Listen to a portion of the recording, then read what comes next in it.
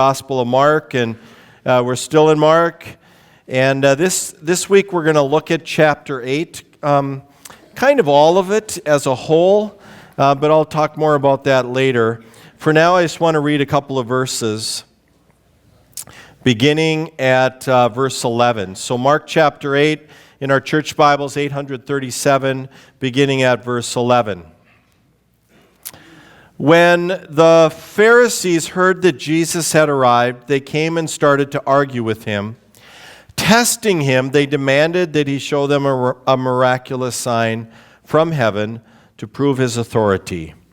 Then when Jesus heard this, he sighed deeply in his spirit, and he said, "Why do these people keep demanding a miraculous sign?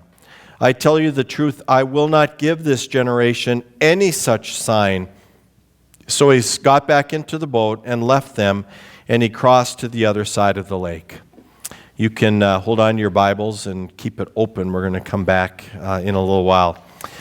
So we're going to talk about signs today. And so I did a little research on some humorous signs that you might find hanging in some places. There was a sign on the door of a restaurant that said, on one side, "The kitchen is closed on account of illness." And if you flipped the sign over, it said, "I'm sick of cooking."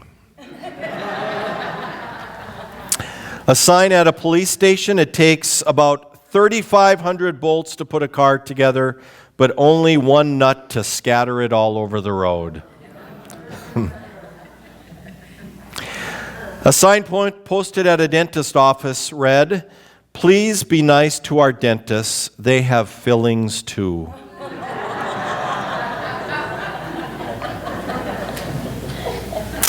At a veterinarian's office, the doctor is in, sit, stay.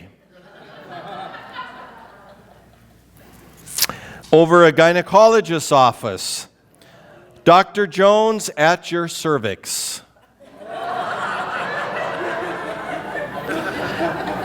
I probably should have left that one out. Yes. At a tire shop in Milwaukee, invite us to your next blowout. On the door of a plastic surgeon's office, hello, can we pick your nose?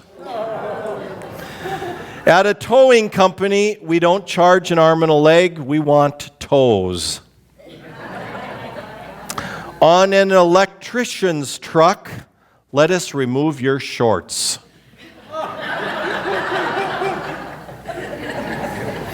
And on a maternity room door, push, push, push. Okay, here's our question for today. It has to do with signs. If you're new here, we ask a question every week. You're invited to answer it if you would like. We'll take a few answers and stand up, get these guys' attention. They'll bring you a mic. You speak directly into the mic and give us a brief answer.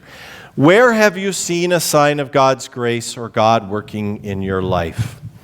Where have you seen a sign of God's grace or God working in your life? Might be recent, might be in the past. And we'll get started. My name is Aurora. How are you doing this morning? I had a really good, interesting thing happen to me this week, and that's through God's grace. I was at a mall with a friend, and as I'm leaving, I hear this gal cough, and then I looked at her, and she asked me some personal questions, and she was in tears, and I was able to minister her and able to share my testimony with her and tell her that she's okay, and whatever her kid's doing, they're doing the right path, and gave her information, and she's now been on contact with me by Facebook, and I gave her my phone number, and through my recovery and through what I'm doing, I've been able to see the grace of God and able to share that grace through other people. Thank you. Thank you. Yeah. Who else would like to share? Please stand up. Hi, I'm Cami. My best friend last year Hold the mic close. was put into hospice with a brain tumor, and there was like a 2% chance that she'd come through. They said she wouldn't make it through the weekend, and I came to Fargo to change my life, and Hold the mic close. come to find out that she was taken out of hospice and she survived this brain tumor, and she wasn't supposed to survive, and she Wow. did. It was a miracle, and So yeah. It's cool. Very cool. Nice job. Thank you for answering. Morning, my name is John. John? I struggle with anxiety, quite a bit, and lately, through God's grace, I've been doing a lot of prayer, and I've had a lot of support, and I've just had a sense of peace, just a sense of overcoming peace and grace from God. He's helped me out quite a bit. The anxiety has, like right now, I'm speaking in front of a church, like the anxiety is like boom, but I'm doing pretty good with God's grace. So with that, Awesome. Amen. Thank you, John. Let's stand up, Lavanya. Stand up. Thank you. Thanks. I'm Lavanya, and a grateful believer in Jesus Christ. And sometimes I'm just completely amazed how I'll be talking to somebody and something will come out of my mouth that is so perfect, and I'm not thinking about it at all. It's not me. I'll be like, wish I had thought of that. But it does, and it's just like the perfect thing they say, and it's just like, it's the Holy Spirit. Thank you, Lavanya. Good to see you today. Good morning, family. My name is Benjamin, and since I've been going to church, I've noticed that I've changed my thinking, I've changed my reactions, and I'm thinking about the people here and the sermons where I would cut someone off and pull over to fight them, or I would react at something that went wrong at work in a negative way, or just going to church, period. That's God inside me. That's me taking the high road, which is so much harder than taking the easy route and the low road and just being that jerk. And I can't think of anything else other than the church and Jesus Christ being in me. Yeah, thanks, Benjamin. Good job. Hi. I have been really struggling with my anxiety and depression lately, and so right now this is overwhelming, but the songs this morning, Dealing with Your Fears, that just hit me, and then dealing with the children's sermon with the animal crackers. I had a dream last night, and it was dealing with all these exotic animals and a lot of the ones that Beth was talking about in the children's sermon, so it just feels like I was supposed to be here today. Thanks, Julie.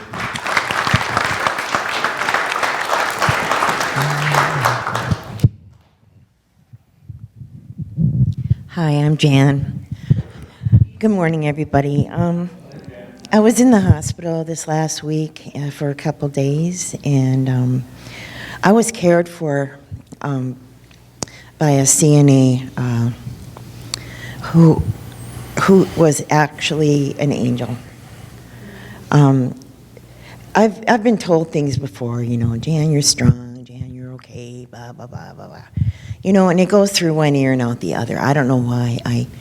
But this woman, I started crying first, whatever, and I was laying down and, in the bed, and she actually took a tissue and she wiped my tears. She wiped my tears. I was bowled over with the feeling of God's love for me. Can you imagine that? Somebody actually just wiping your tears, gently. I don't know. And to me, that was God's grace or God working in my life 100%. I'm a changed woman because of it, because of that act of kindness and love. And she wasn't even, she was from a different religion and culture. And I learned about her religion and culture. And that's another thing that I was grateful for. And God's grace was working in me. And I'll tell you, going to the hospital is never fun. But this was life-changing for me. Life-changing. And I'm grateful to be alive. And I'm grateful to be here. And on my way to an appointment the next day, I heard Eric Clapton's Layla on the radio. And I started to cry because I thought, I get to hear Layla again. And I almost didn't get to. Thanks, Jan. Thanks. Yeah, that's awesome. It's good to see you today, Jan. Hello, my name is Ryan Wilkie. I was really struggling a while ago with finding a job and striking out with applying with jobs. And I start coming to church here, and lo and behold, next thing you know, I got a great job at Trail King. God is good. Thank you. I think we're going to wrap up there. Chances are in this church we could do this all day. I will invite you to 6:30 because we will discuss this tonight. So thank you for those answers. Those were all great, and I loved how you found some real life experiences and seeing God's grace in it. I remember in the early days of Lighthouse accompanying a friend of mine to his meeting with his parole officer. It was a good experience for me, and I was happy to be of support to him that day.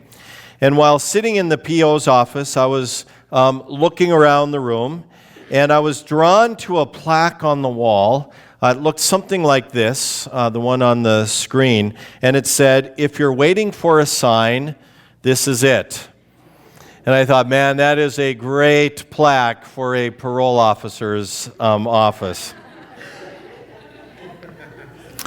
I've been thinking a lot about signs this week, signs of God's grace and of God at work in our lives and in the world around us. And it occurs to me that most people ask for or wish for a sign from God. Often what we want when we ask for a sign from God is we actually want God to want what we want, and to give us a confirmation that what we want is correct. Or we want God or someone else to take responsibility for what we are actually responsible for. And of course, sometimes we just want confirmation that God is there or that God is real. Turn and tell someone around you, I think he's right.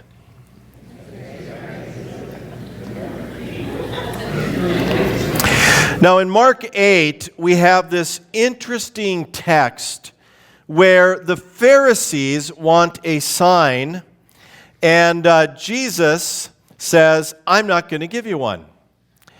And I just kind of read in a straight manner chapter 8, verse 12 when we went through the lesson, but here's how some of you probably read chapter 8, verse 12 when I went through it. You probably read it and you kind of were able to identify it with it. And you said, when he heard this, he sighed deeply in his spirit and he said, "Oh, why do these people keep demanding a miraculous sign? I'll tell you the truth, I am not going to give this generation any such sign." So he got back into his boat and he left them. So what I want to suggest this morning is that if you read Jesus' words like he was a teenager, that's not what Jesus would have done. That's what you would have done. Turn and tell your neighbor, he's right again.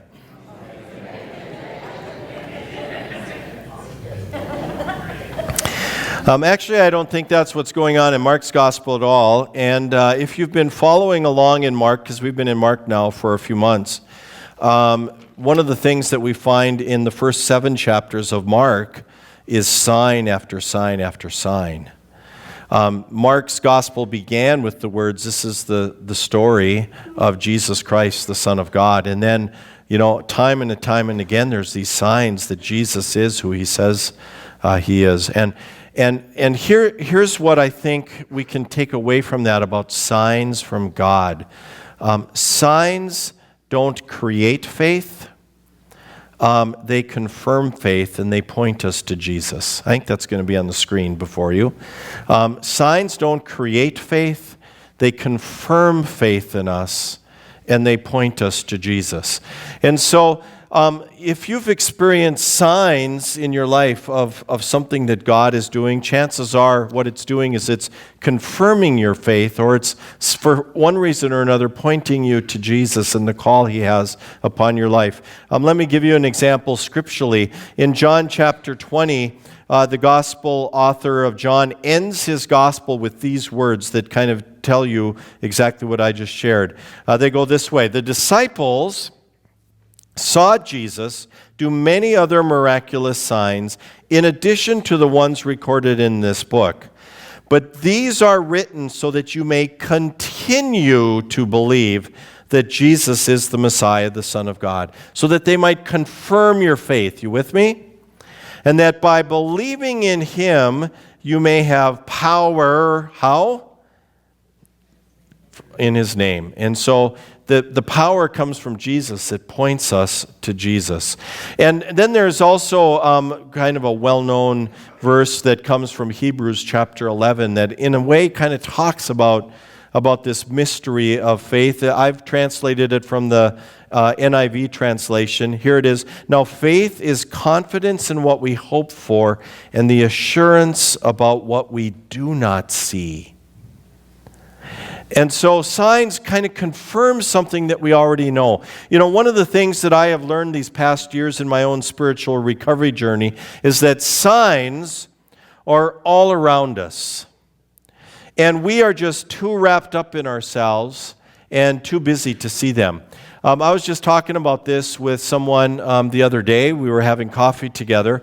Someone who has recently started coming to Lighthouse. And they're not a believer in Jesus, and they're kind of exploring, and they're not trying to follow Jesus in their life. And we talked about all these coincidences in her life lately. All these things that just like, you know, we see them and we think, well, is that just a coincidence? Like, you know, her and my meeting at a time when she was actually questioning faith and matters of God in her life. Or how we met at a time and began to visit a little bit about life things when she was actually encountering some internal struggles going on, as well as a few other things in her life. Are those coincidences or not? And here's the deal. Here's what I've learned. To accept signs as real, it's going to be on the screen. To accept signs is to acknowledge that God is at work and that you're really not in control. And that's why accepting that there are signs around you can be very difficult. Because to accept that something might be actually a sign that God is doing something in my life, that means that maybe I'm not in control of my life as much as I thought.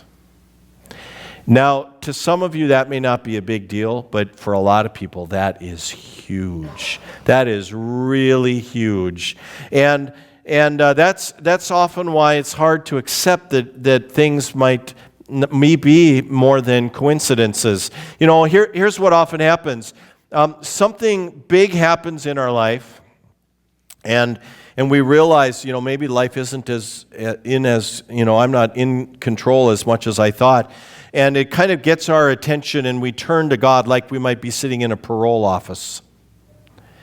And we begin to kind of develop this relationship with God, and yet what happens is that as time goes on and life gets a little bit more stable, we begin to take that control back. Does anybody know what I'm talking about here?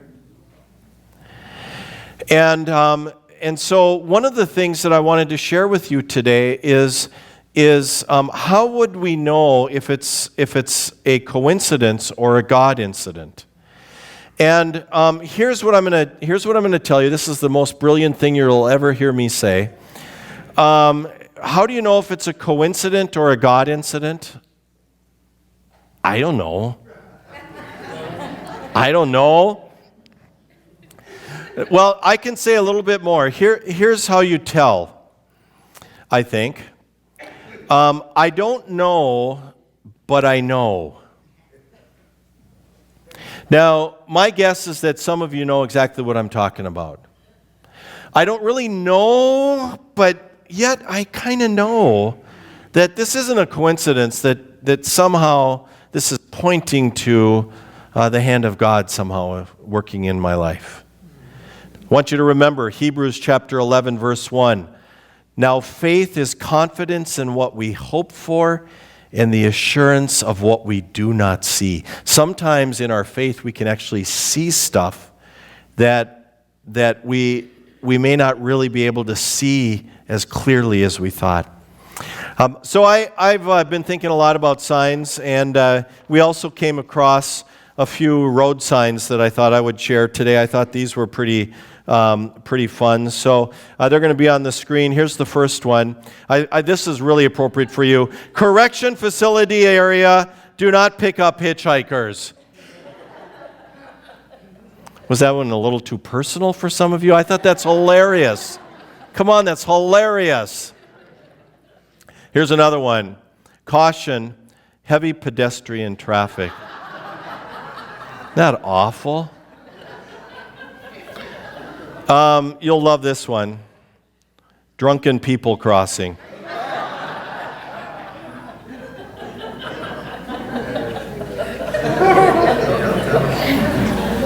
Here we go. Left lane ends. Go ahead, pull your huge SUV in at the last moment. Everybody is okay with it. No words necessary for the next few here.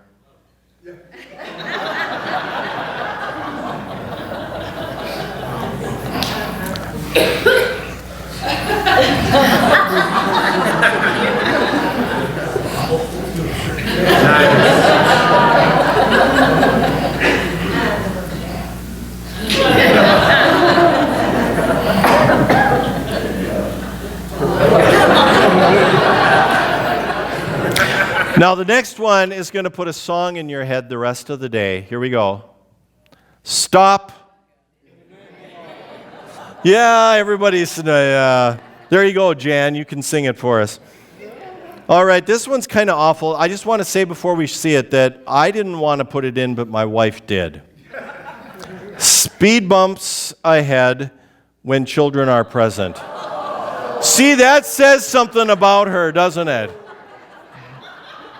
Gives you a whole new appreciation for my life, doesn't it? Last one, I love this one. I'd turn back if I was you. It's probably one that we should hang in our houses. So I want to share kind of quickly with you this morning 5 things that I've learned about signs in my own journey. And, it's just kind of from my own life experience, and so here they are. First one, I've learned to slow down and look because you can't read signs of God in a hurry. One of the most valuable lessons of my life learning these last years. One of the greatest lessons of my recovery is that I've had to slow down in life. And I've tried to learn to take time to see God at work in the world around me and in my life. So, I've learned in new ways to slow down and take time to enjoy creation, or the change of seasons if they ever happen again. Nobody knows for sure, but if they ever happen again, or to take time to slow down and experience what's going on in other people's lives. To celebrate victories with other people, or to mourn losses. And that's just been such a rich lesson for me. I'm sorry that it took so long for me to learn it, but slow down. You can't read signs of God in a hurry. Number 2, most or many signs are relational. Most or many of the signs that I've experienced are relational. God works through people that He brings in our path. I am so grateful for the people that God brought in my path at the right time in my recovery journey. Many of whom, some of whom are here, and many of whom have been in my life since the first day I went to a recovery meeting. And I'm convinced that God, brought the right people in at the right time. I also believe the same thing about encouragement, that God brings people in our lives to encourage us just at the right time. I remember when we were starting or thinking about starting Lighthouse, I had a friend in my recovery by the name of Don. He actually was at Lighthouse for quite some time. He's now passed away. But Don was so encouraging of me in that time in starting a church, even though it was very early in my recovery and And I didn't really know what I was getting into, but I needed that person of encouragement and help, or even just the opportunity that God brings people into our lives to give us new opportunities. I shared last week about how this building came to us. And I believe that God kind of works often in our lives in such a way that opens up doors for us to walk through. That's just kind of how God works. And so a lot of the signs are relational. Number 3, I have learned when in doubt, go with God. In other words, what I mean by that is that instead of assuming something is a coincidence, let's assume it's a God incident. And let's try to follow God. Let's see if, God is in this. And just kind of follow it where it goes. And that has been one of the most rewarding things in my life. Number 4 kind of follows that, and that is follow the sign. We can see all sorts of signs, but if we don't follow the signs, if we don't go in the direction of the signs, it won't mean much. And then number 5 is don't forget the sign. And that, I think, is one of the biggest mistakes those of us in this church make in our life. We see these signs, we see this thing that is kind of moving us in a more spiritual direction or a healthy direction, and then as things become stable, we often forget the sign. In other words, we stop doing what got us to the place where we are today. Anybody here ever experienced that? And so, don't forget about the signs. Don't stop doing the things that got you to the place where you are. Now, there's one more thing that I wanted to share about signs that I think is really true and important. And it kind of is based upon this next statement that I want you to hear, and that is that most signs will not be pleasant or easy. Oftentimes, it's great that sometimes God gives us signs at times, the right time, that it might be a job, or it might be, something that, God is obviously at work in positive ways. And many of us need those kinds of things in our lives, especially when we're struggling. But oftentimes, as we move forward, the signs in our life are going to be more about correction, and not as pleasant or easy. I'm going to tell you a story. Some of you have heard me tell this story. I actually just told it at a Wednesday night Lenten service a couple months ago, so apologize if you just heard it. But to me, it's such a clear illustration of this. It was a day a number of years ago after we had started Lighthouse. I was needing to get some work done, and I had some time during my afternoon. So I decided to go to what I call my office at Caribou and find a chair and sit and work a little bit on my sermon for Sunday. And as I was driving into the parking lot of Caribou on 25th Street South, my phone rang, and I looked at it, and I'm going to make this shouldn't leave this room. I'm going to make a confession. It was somebody who I did not want to see. Does anybody here have any people like that? Oh, I thought it was the only one. Okay. Because I knew that what he was calling about was that he wanted to have coffee. And I saw his car in the parking lot. So I did what any good person would do. I did not answer the phone, and I drove through the parking lot and went back out on 25th Street.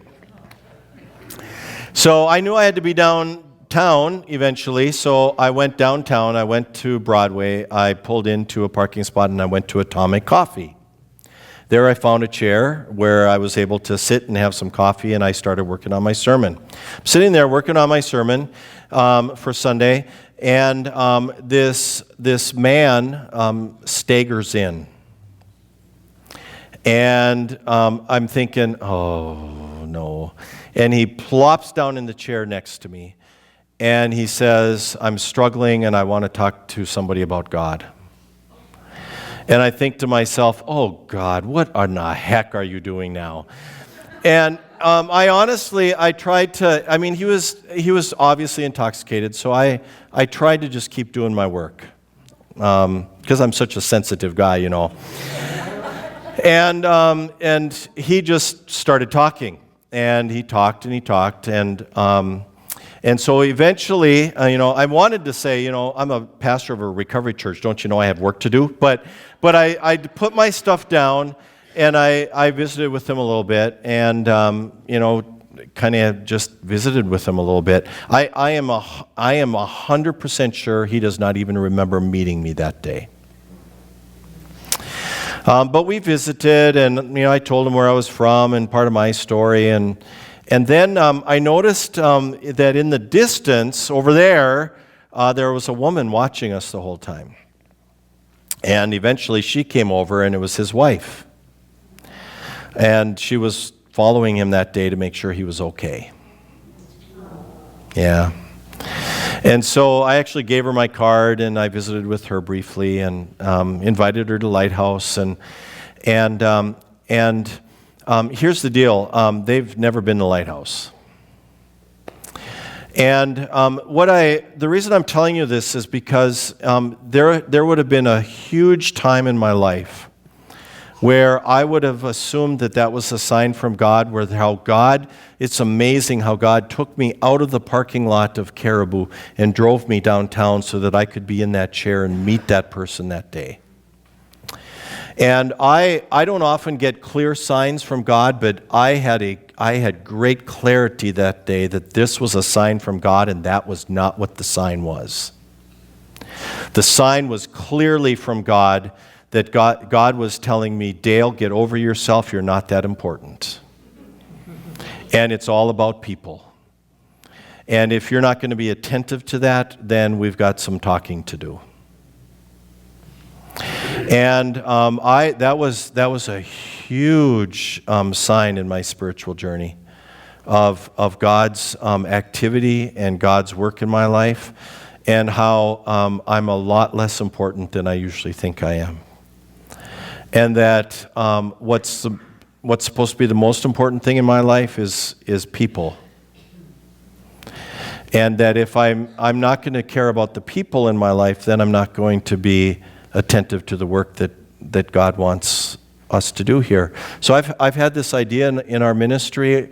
Some of you have heard me say this before, that Lighthouse is all about numbers, and the number we're about is number 1.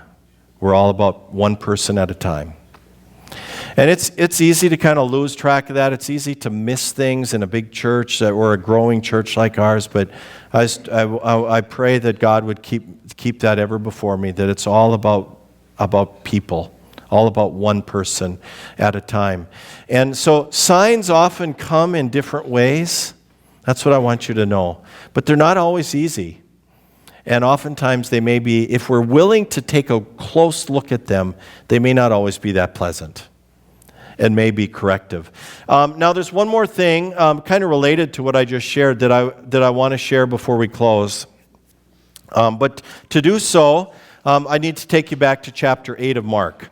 So let me just share this, and I'll try to do this as fast as I can. When you read the Gospels, the stories of Jesus, Matthew, Mark, Luke, and John, I think it's always important to ask, why is the writer telling the story that he's telling?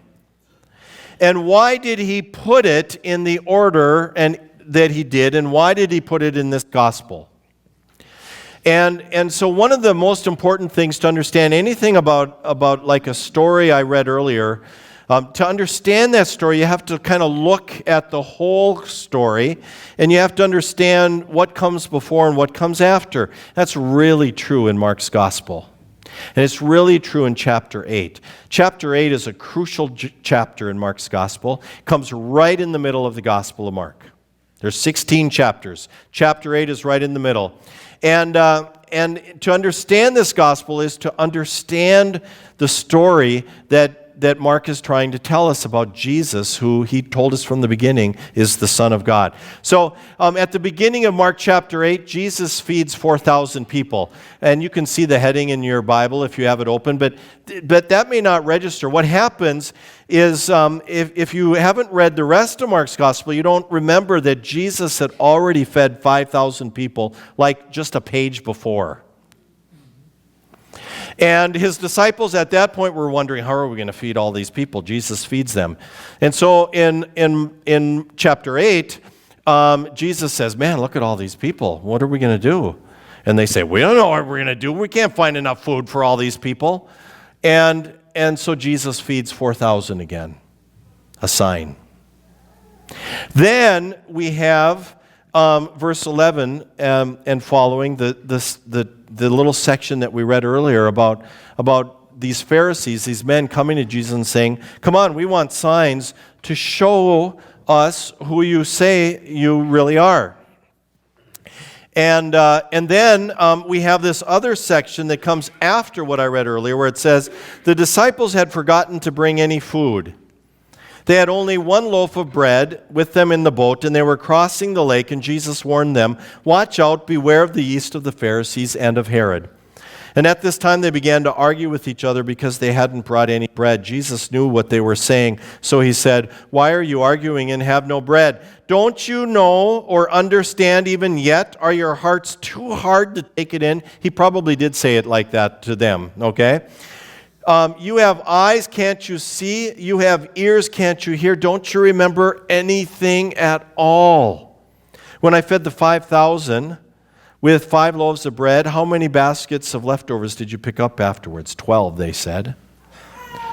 And when I fed the 4,000 with 7 loaves, how many large baskets of leftovers did you pick up? 7, they said. Don't you understand yet? And here's the answer. No, no. And then there's this interesting story that comes right after this. Jesus heals this blind man. And it's the only place that I remember a story like this. It's really kind of weird. So Jesus meets this blind man who wants to be healed, and Jesus whacks him. He doesn't really whack him, but we'll say he whacks him. And he starts to restore the man's sight, and he says, okay, look around, can you see? And he says, well, kind of, but not really. Has anybody here ever felt that way?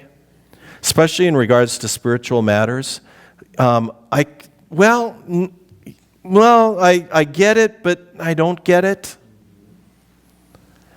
I think that, that's, there's like this underlying thing going on in Mark's Gospel, chapter 8. And so Jesus whacks him again, and then he can see clearly.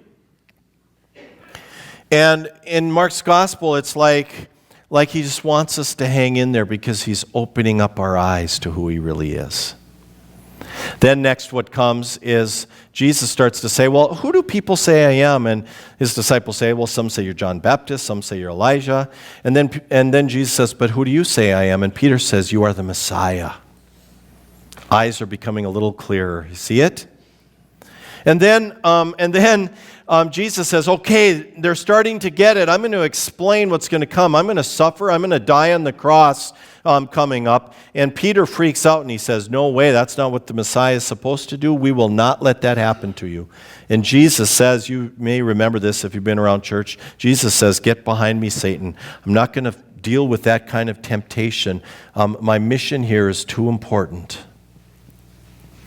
And then this is what I wanted to get to. Then Jesus teaches us another sign, or something new about signs. And so it comes at the end of chapter 8, and it begins at verse 34. And it says, then Jesus, calling the crowd to join his disciples, he said, if any of you wants to be my follower, you must turn from your selfish ways and take up your cross and follow me. If you try to hang on to your life, you will lose it. But if you give up your life for my sake and for the sake of the good news, then you will save it.